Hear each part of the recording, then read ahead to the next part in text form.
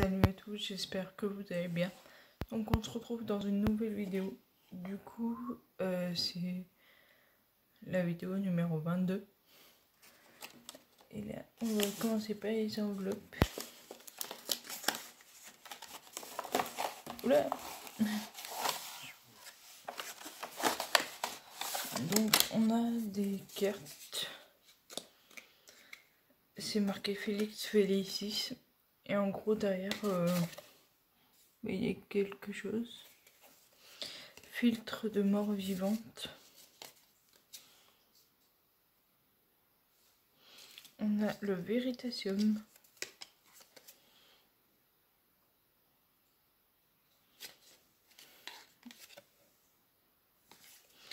Et le polynectar. Donc il n'y a pas d'image.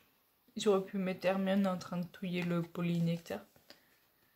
Et derrière, voilà. Donc voilà pour la case numéro 22. Dire que c'est dans 2 jours. Donc maintenant on va passer du coup. Ma soeur s'est tellement étalée encore. Bah vers le banania. Donc pour le banania, on a une bille de céréales. Pour Lavender Calendar, du sapin à coucher. On a une botte ou une chaussette de Noël, ça dépend. Je pense que c'est plus la chaussette qu'on accroche à la cheminée. Le 22 ici. Il n'y a plus de trucs à poser sur le plateau. Est-ce que ça veut dire qu'on aura le droit à des personnages? Ah, on a Drago.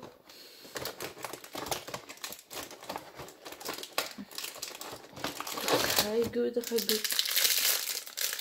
C'est rare qu'on ait des personnages comme ça, genre du coup, c'était l'elfe.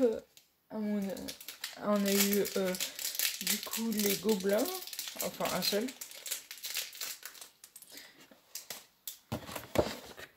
Ça, on en a plus besoin.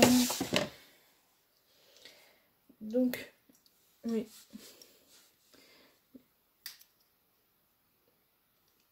On va mettre l'air malicieux.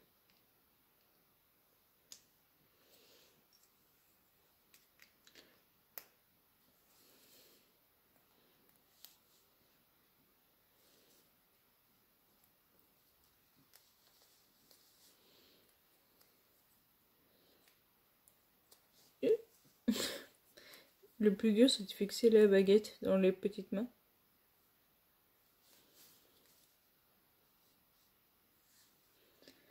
Et il est 10 h du matin. Ah, voilà. Il manque plus que les cheveux qui ont roulé. Ils sont ici. Et du coup... Et voilà, le petit Drago Malfoy. Le numéro 22 ici. Là, c'est le 24. Le 22.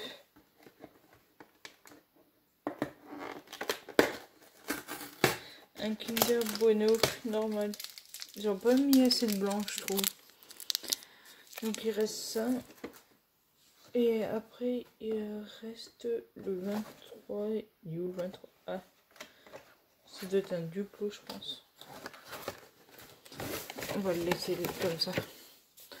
Le 22. Ici.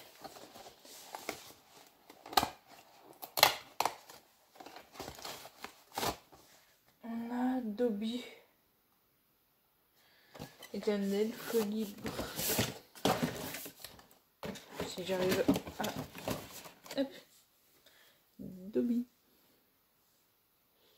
C'est écrit As notre master, Dobby est un elfe. Je pense que ça veut dire Dobby n'a pas de maître, Dobby est libre, est un elfe libre. Oui, c'est la phrase qui dit. On a habillé le 22 en... Ouais, ça doit être un set de papeterie. Donc on a une gomme Hogwarts. Ça se voit pas trop, c'est marqué juste Hogwarts. Alors on a un surligneur, un taille-crayon. On va pas dire que c'est les meilleurs cadeaux là. Je vérifie que c'est bien tout parce que il m'avait l'air plus lourd que ça. Donc du coup, il nous en manque plus qu'un. Il nous manque la pape. J'ai dit que je sais plus qui. C'est quoi? Ah oui, croque-dur.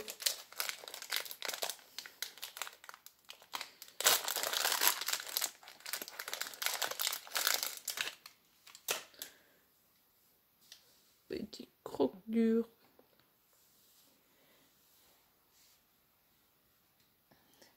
Bah, il nous manque plus que 2 cases. Donc, on se retrouve pour la suite de la vidéo. Et du coup, ça sera les lectures de Noël. J'ai commencé hyper tôt, j'ai commencé mi-novembre, mais comment dire que 10 romances, ça prend quand même un peu de temps. Donc, je les ai notés du pire au moins pire, comme j'ai fait pour les... C'est plutôt les films de Noël. Donc, en 10e position, c'est celui que la boss Cum m'a envoyé. J'ai lu 2 pages, j'arrivais pas à me plonger dedans parce qu'il faisait très. Je pense qu'il y a encore plein de très enfantin. Tout simplement, c'est comme ça. C'est sous forme de lettre, faut lire la lettre et vous avez comme elle est mal écrite. Bref, j'ai lu 2 pages et j'arrivais pas à me plonger dedans. Donc elle est notée 2 sur 10. Parce que 2, c'est pour le côté Noël, sinon, voilà quoi. Donc, il coûte 8,40 €. Ça, c'était le premier livre que j'ai lu. Je l'ai vu sur Netflix, celui-là, Flocon d'amour.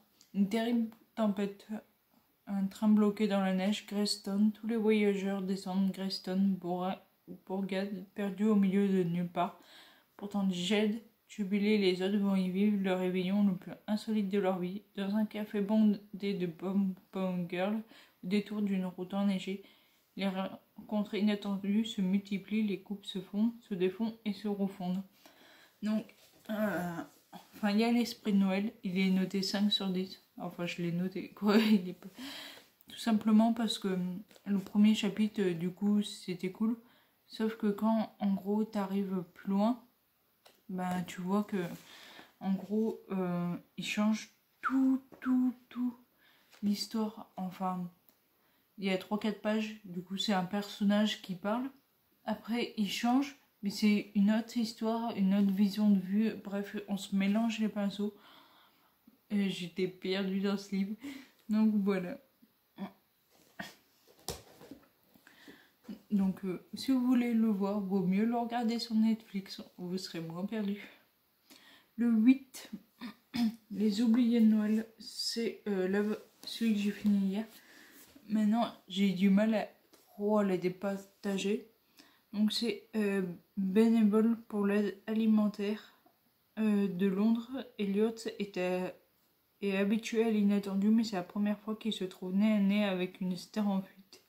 Devant sa détresse, il décide de prendre l'inconnu sous son aile et de lui faire découvrir un monde à l'opposé du sien, loin de l'hypocrisie et des paillettes. Cet univers de faux-semblants, Cassiopée espère le quitter pour enfin passer un Noël sous le signe de la bienveillance. Elle décide alors, à cette occasion unique, de faire le bien aux côtés des volontaires de l'association, en dépit des réticences d'Elliot qui semble fuir comme la peste un milieu qui prétend ne pas connaître. Quand l'ombre des rues rencontre la lumière des projecteurs, tous les espoirs sont permis, même celui de fêter Noël au chaud. Donc, je l'ai trouvé bien. Mais disons que les autres ont été meilleurs. Donc je l'ai noté 8,5 sur 10. Donc on monte de 5 à 8. Le 7, la romance d'une accro à elle.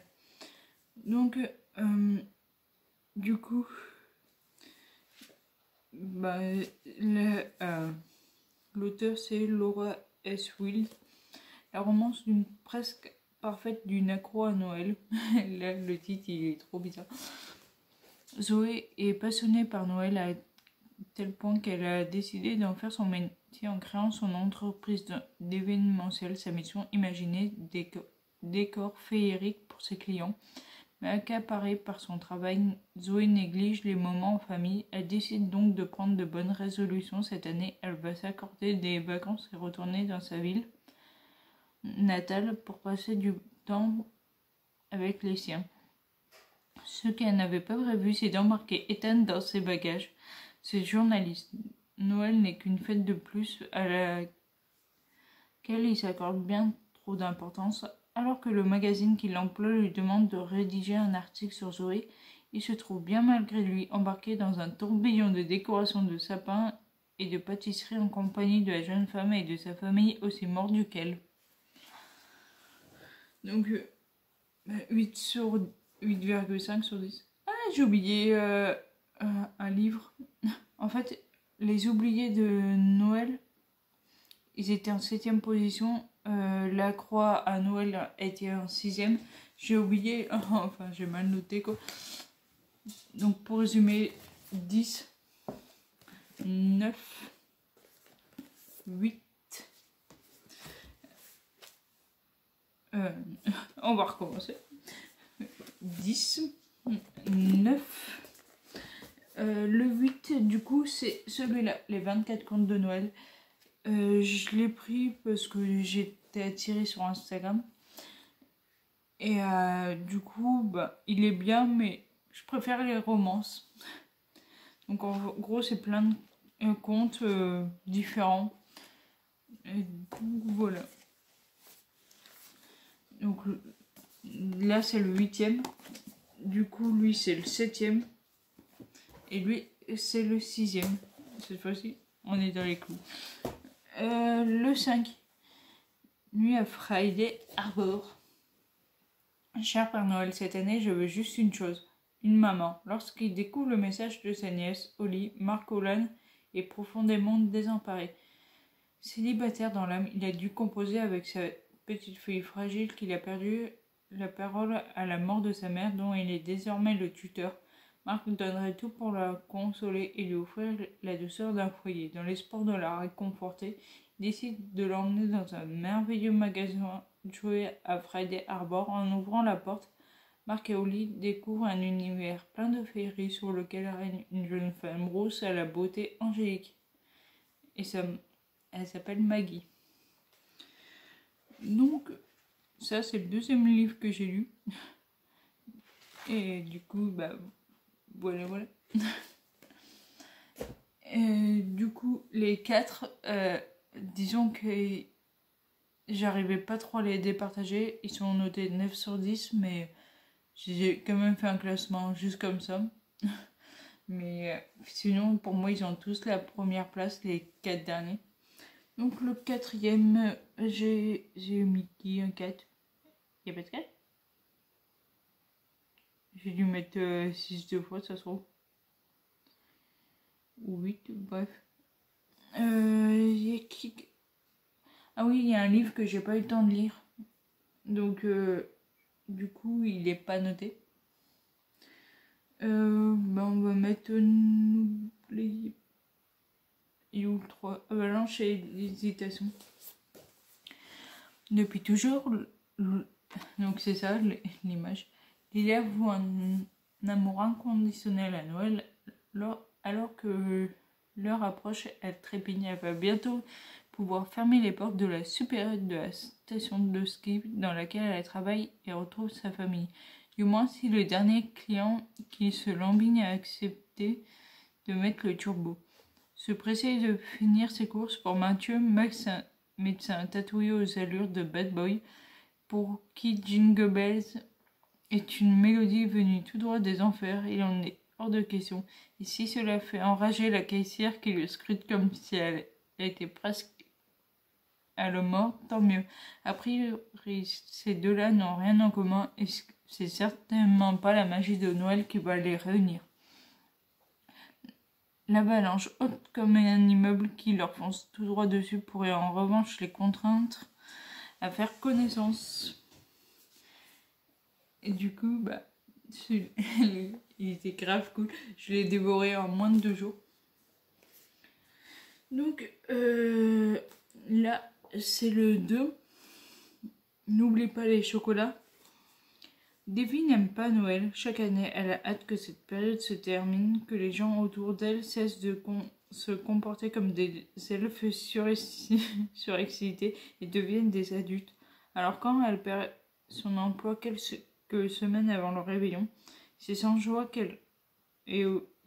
aucune qu'elle postule au magasin de jouets de son village d'Alsace, sur les conseils de Louise, sa meilleure amie et précieuse alliée au quotidien. Elle apporte ses chocolats faits maison lors de son premier jour. Tout le monde aime les chocolats, non? Gabriel adore les fêtes de fin d'année. Il fait partie de ceux qui, dès fin novembre, décorent leur maison, enfilent des pulls kitsch, boivent du vin chaud au marché de Noël et dévorent les chocolats. Son travail de directeur d'un magasin de jouets lui permet de laisser libre cours à sa créativité. Son défi de cette année, transformer la nouvelle recrue et son âme de Grinch en lutin du Père Noël. Donc voilà, celui-là il était cool. Même moi, du coup, elle était bien décorée, du coup, ma maison en fin novembre. Il y a pas longtemps, je suis allée au marché de Noël, j'ai bu aussi, je savais pas quoi prendre parce que c'était des tout petits gobelets comme ça. Donc j'ai pris en gros un chocolat et un jus de pomme. Et voilà. Et le premier, c'est quand ne pas faire pitié à Noël quand on est célibataire. Du coup, à 38 ans, Émilie a un travail satisfaisant, des amis fabuleux et surtout un appart merveilleux, situé à des centaines de kilomètres de sa famille très intrusif. Sa seule source de stress est Evan, son jeune voisin qui fait beaucoup trop de bruit, mais qu'importe. Heureuse en couple avec Robert, Émilie espère bien l'inviter chez elle pour Noël et lui présenter ses parents. Le temps des questions indiscrètes et des moqueries est enfin derrière elle quand elle s'aperçoit que Robert lui ment depuis le début.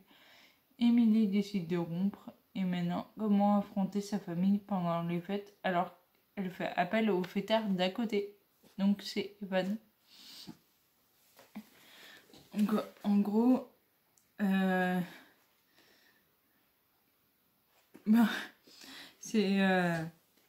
aime pas les fêtes de Noël. Donc du coup, dès qu'il l'invite chez sa mère, il tire une de ses têtes. Mais il a demandé genre une contrepartie, qu'est-ce qu'il y gagne, et vous verrez si vous le lisez un jour. Et le dernier livre que je suis en train de lire, du coup, qui est pas noté, c'est La magie de Noël. Donc c'est un joli conte, un hommage à Dickens. Un milliardaire, Mary Page, n'en revient pas. Elle croyait avoir apporté un café à sans-abri et voilà qu'elle découvre que derrière ces traits de vieillard frigorifié se cache un milliardaire excentrique. Donc là, dans le premier, elle a déjà donné... Enfin, dans les seules pages que j'ai lues, je suis au chapitre 3. Et elle a déjà donné le café. Et du coup, une fois que il lui a demandé son nom, donc elle a dit Mary Page, et elle a dit c'est pour te donner un chèque. Et elle s'est posé une question, comment un sans-abri peut donner un chèque. Et en fait, il voulait voir si les gens avaient l'esprit Noël en période de fête. Et voilà, sauf qu'elle a refusé et j'en suis là.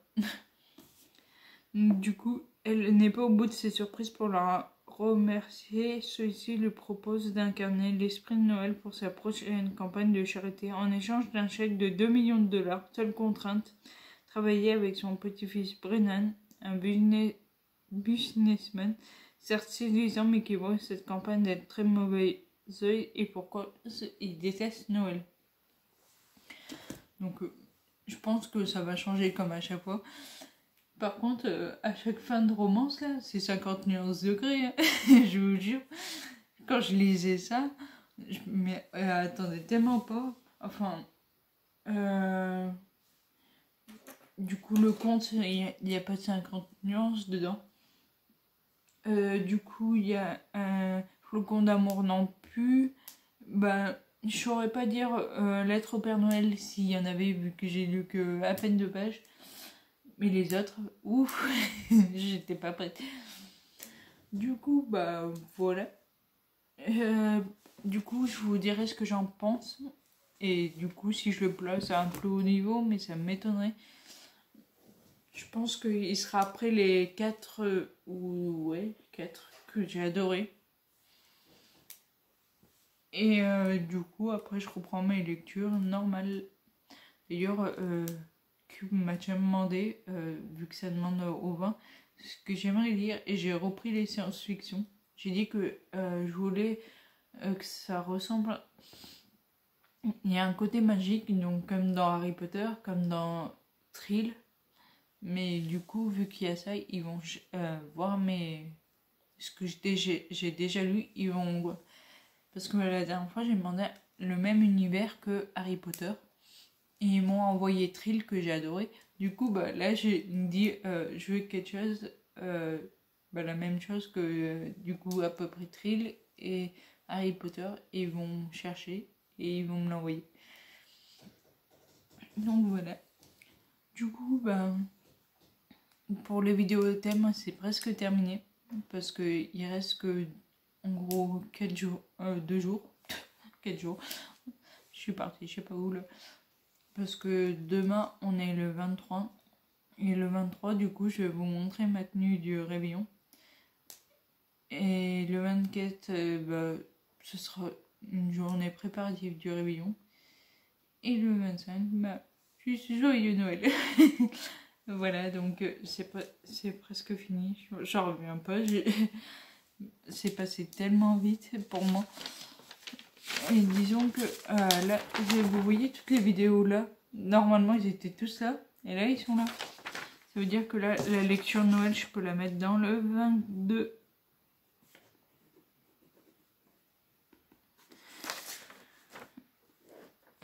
Je sais qu'après les fêtes, genre dès le 1er janvier, je vais chercher des vidéos de Noël pour que ça soit diversifié de cette année.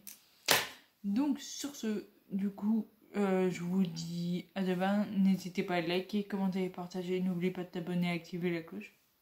Du coup, ciao!